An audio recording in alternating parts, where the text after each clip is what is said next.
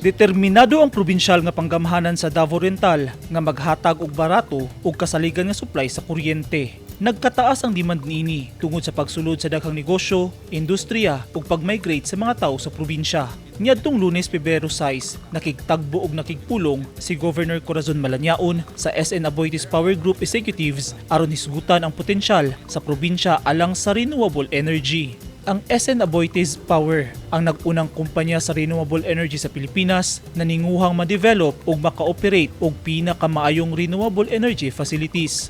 Bisan pa man nga dominante sa hydropower, nakiglambigit sab ang kumpanya sa ubang renewable energy sources sama sa solar, wind ug battery.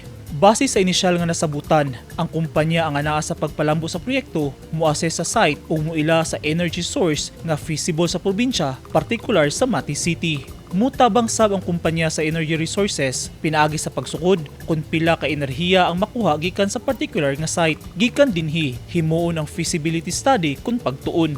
Naglaom sab ang Aboitiz nga magtukod og power plant sa probinsya. As everybody knows, and I think during all the courtesy visits of LGUs in the province, and to include also even barangay officials, so I always emphasize the importance actually of power being an essential requisite to really be able to improve or introduce development, diba? I don't think there would be investors who would be interested to coming to our province, coming to the city of Matipag.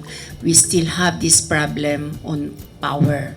So I think our problem here actually on power is high, very excessive rates, and of course the power interruptions.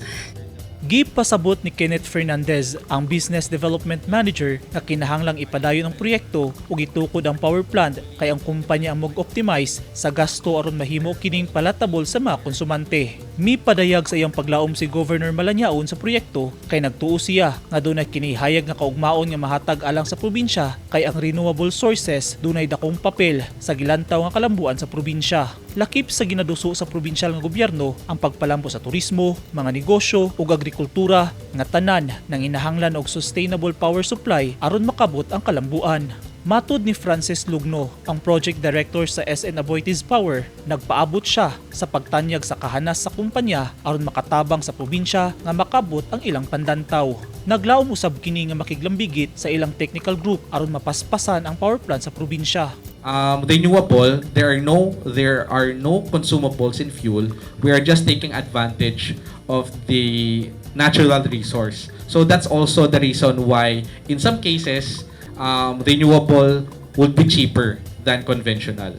So in terms of cost, there could be a model, there could be an optimization where the sizing of the plant would come up to a tariff, an electricity tariff that would be very palatable for the consumer.